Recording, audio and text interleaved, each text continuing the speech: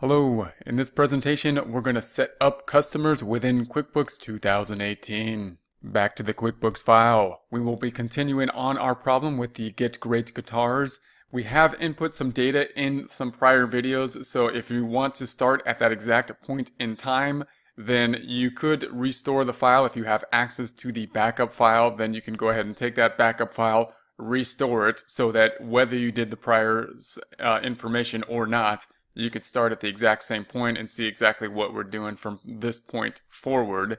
In order to do that, you would need the backup file, and then you would have to restore it as we've shown in a prior video. In essence, going to the File tab, going to Open or Restore, and then locating that backup file.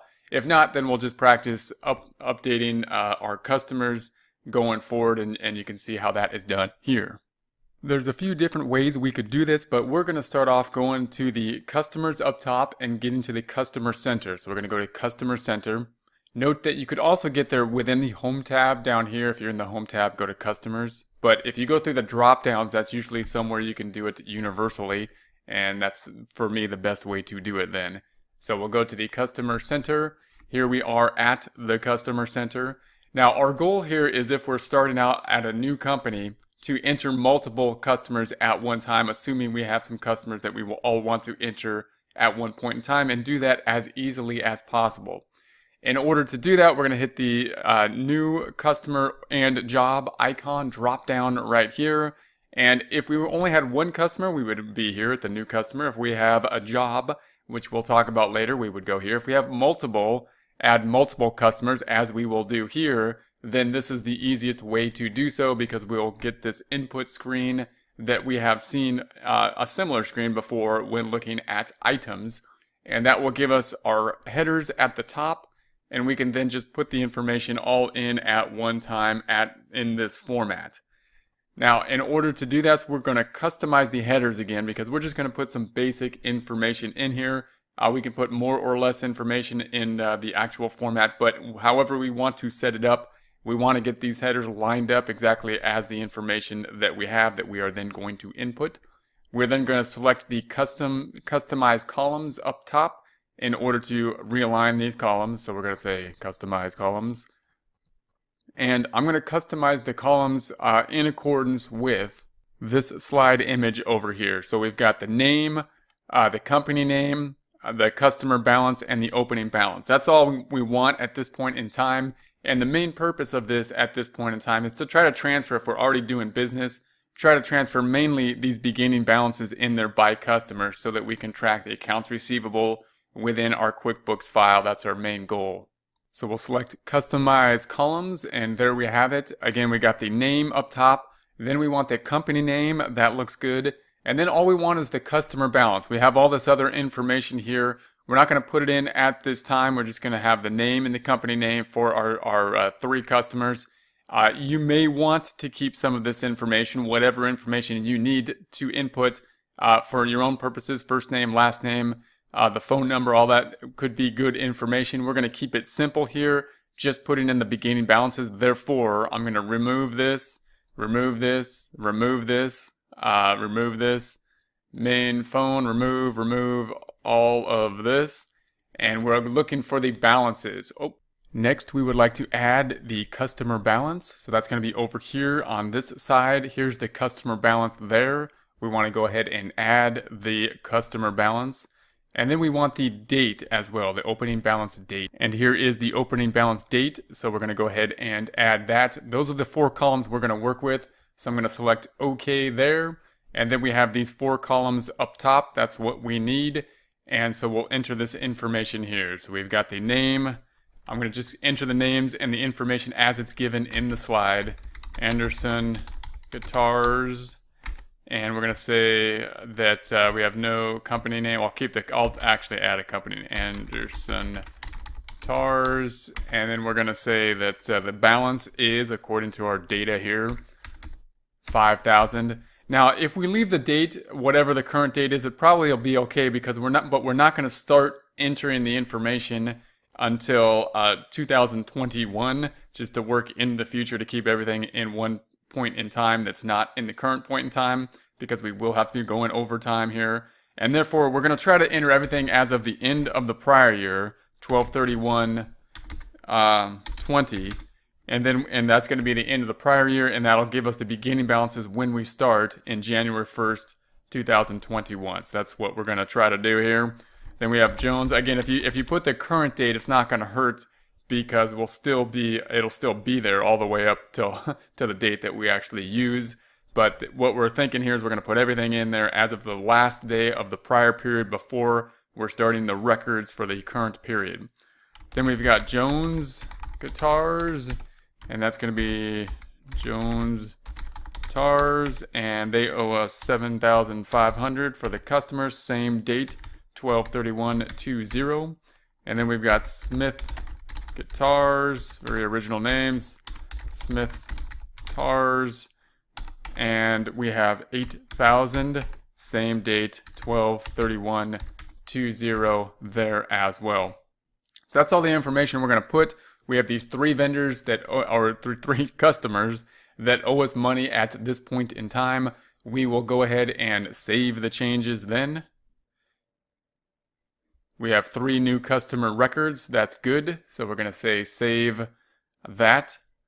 And so there are our records. And so I'm going to close this.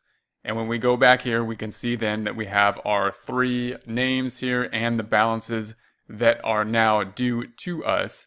So now all we're going to do is we can check that on the balance sheet just to see what is going on in terms of financial statements. And then we'll print out the customer report to just give us some idea of the report as we finish this up. Now note that we're using that beginning balance icon, so the books are going to have to do a journal entry in order to do that. So note what's happening here is we're saying people owe us money. The account meaning that people owe us money is called accounts receivable. So if we go to the balance sheet, we'll note that we should have the balance of the 8, the 5, the 7, 5 added up together on the balance sheet as of 12/31/2020, and then we should also have an aging account in terms of the receivable. So we can take a look at that. We're going to go to the reports up top. We're going to go to company and financial. We're going to scroll down to the balance sheet standard and see what we have. Now, of course, when we don't see anything, we get worried and we say, maybe it's a date problem. So we're going to put the date here, 12/31/20. And so there we have our receivable here. If we want to know what that receivable balance is, that 20,500, we can use the drill down item or the auto zoom item. And there's our 3 components right there. If we wanted to then adjust those, if these were not matching what we have here on the screen and you wanted to go to the data, we can zoom in once again to the source document. And note that it takes you to a source document, in this case, which is an invoice. Why would it do that? Because when we put in a beginning balance, we have to assume basically that an invoice was then generated. That's why people owe us money typically, meaning the type of form that for QuickBooks generates the accounts receivable is an invoice typically. So it's going to go to the invoice, not our multiple data input screen here when we drill down on this information.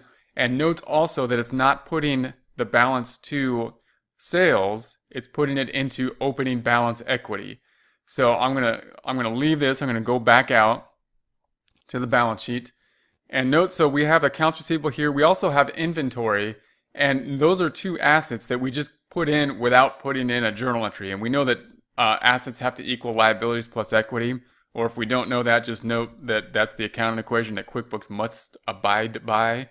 And for it to give us the ease of us not having to kind of know debits and credits, not having to do journal entries, QuickBooks is basically just throwing that stuff into a balancing account. So you note that we have net income here, or the equity section, including net income of $20,500 and an opening balance of $2,896. That net income is being generated from the other side of this receivable, and the opening balance was generated when we put the inventory in there.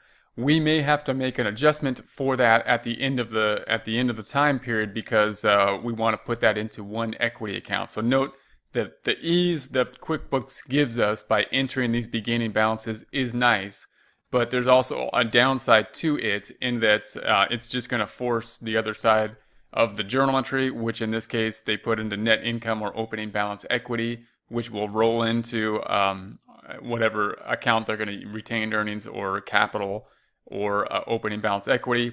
We're probably going to want to look at that and give a little more time in terms of what do we want that actually to be rolled into. Otherwise, our equity section could look a little bit messy. So we will deal with that later in this time period. At this point, I'm going to go ahead and close this. And you have modified the settings on the report. I'm going to say no for now. We're back here in the customer center. If you're not back here, you can go to the open item window. If you're not using this open item window, I would go to view and go to the open window list, and then you'll see this open item window, and you can toggle back and forth between your open windows, which is very useful. And or you can go to the customer center and then go back to your customer center here. Within here, we can see once again our individual balances. Would like to print a report with those individual balances. So in order to do that, we're going to go to the reports up at the top. We're going to go to the receivables report, customers and receivables, these being the customers and receivables. We've got the AR aging as we've seen before, the AR aging detail, the customer balance summary. We're going to look for the customer balance summary. We're just going to look at this one for now to see those balances and export that report to Excel. So here we have it. Note there's no date range here, so it's going to give us these balances as of the latest date. In this case, they gave it to us as of 12/31/20. That's what we want. That's what we're going to export to Excel. I'm going to export to the same worksheet that we used in a prior video. You can, if you want to export to a new worksheet, that's fine, just to show that, just to show the data here. So this is how we could export it. We could print it as a PDF, or we could export it here. We will be exporting. We're going to create a new worksheet in the existing workbook. So we're going to select create new worksheet. But once the next screen pops up, we're not going to go into a new workbook, but put it into an existing workbook. Then I'm going to find that workbook by browsing, and hopefully I don't have too much of a mess here and we can find this thing. So we're going to scroll down to the Get Guitars. We're going to be in section 6, and I'm going to put this Excel sheet there. So I'm going to double click on that. That's the one we want. I'm going to go ahead and then export this item to the Excel sheet. It should then open up the Excel sheet and add the new tab, that new tab including this new information. There it is. Now I'm going to put this tab after this one. I'm just going to click on it and drag it over, and then we're going to name the tab. I'm just going to put customer balance for short. There's where I'm going to hold down Control and scroll up, or you can use this item down. Let me move this up a bit. This item down here, just to make it a little bigger so we can see it. That looks like the correct data. Therefore, I'm going to save it. It's already at the location I want. I'm going to say the following features cannot be saved in the macro-free workbook. Okay. I'm going to say that's okay.